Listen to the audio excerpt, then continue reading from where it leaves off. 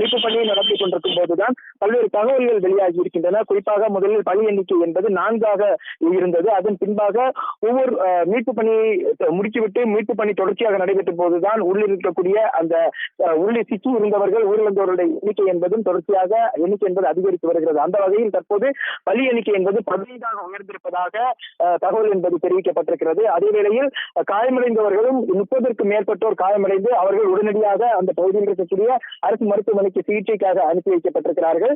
இந்த பேரிடர் மீட்பு குழுவினர் அந்த பகுதியில் இந்த மீட்பு பணியில் அவர்கள் விரைவாக செயல்பட்டு வருகிறார்கள். அதே வேளையில் மத்திய ரயில்வே துறை அமைச்சரான அஸ்வினி வைஷ்ணவும் அந்த பகுதிக்கு விரைந்து செல்வதாக அறிவித்திருக்கிறார். மேலும் ரயில்வே துறையுடைய உயர் அதிகாரிகளும் இந்த விபத்து நடந்த பகுதிக்கு விரைந்திருக்கிறார்கள். இந்நிலையில் தான் பிரதமர் மோடி ஒரு அறிவிப்பை வெளியிட்டிருக்கிறார். அதாவது இந்த ரயில் விபத்து சம்பவம் என்பது மிகவும் வருத்தம் அளிப்பதாகவும் மிகவும் துன்பகரமான விஷயமாக இருக்கிறது. உயிரிழந்தவர்களுடைய ஆன்மா சாந்தியடைவதற்கான பிரார்த்தனை செய்வதோடு உயிரிழந்தவர்களுடைய குடும்பத்திற்காக 2 லட்சம் ரூபாய் நிவாரண நிதி அறிவித்திருக்கிறார். அதே வேளையில் காயமடைந்தவர்களுடைய குடும்பத்தினருக்கு 50,000 ரூபாயும் அறிவிக்கப்பட்டிருக்கிறது.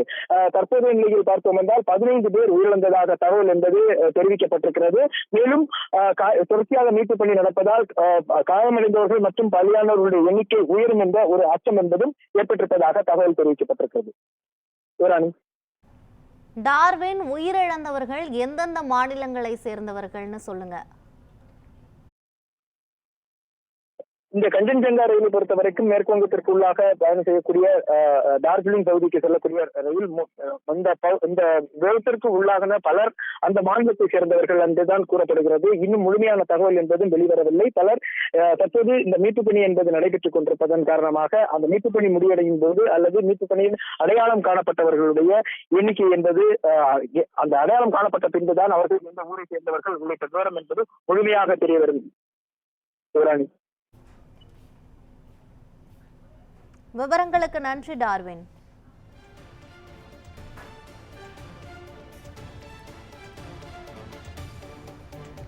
மேற்கு வங்கத்தில் நடைபெற்ற ரயில் விபத்தில் பலி எண்ணிக்கை 15ஆக உயர்ந்திருக்கிறது.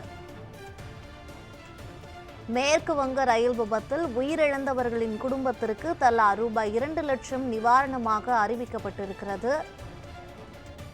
காயமடைந்தவர்களுக்கு தலா ரூபாய் 50,000 நிவாரணமாக பிரதமர் மோடி அறிவித்திருக்கிறார். பிரதமரின் பேரிடர் நிவாரண நிதியிலிருந்து நிவாரணத் தொகை வழங்கப்படும் என்று அறிவிப்பு வெளியாகியிருக்கிறது. ரயில் விபத்தில் உயிரிழந்தவர்களின் குடும்பத்தினருக்கு எனது ஆழ்ந்த இரங்கலை தெரிவித்துக் கொள்கிறேன் என பிரதமர் மோடி தெரிவித்திருக்கிறார். மருத்துவமனையில் சிகிச்சை பெற்று வருபவர்கள் விரைவில் குணமடைய இறைவனை பிரார்த்திக்கிறேன் என பிரதமர் கூறியிருக்கிறார். ரயில் விபத்தில் பாதிக்கப்பட்டவர்களை மீட்கும் பணிகள் முழு வீச்சில் முடுக்கிவிடப்பட்டுள்ளது. ரயில் விபத்தில் 80க்கும் மேற்பட்டோர் காயமடைந்துள்ளதாக தகவல் வெளியாகியிருக்கிறது.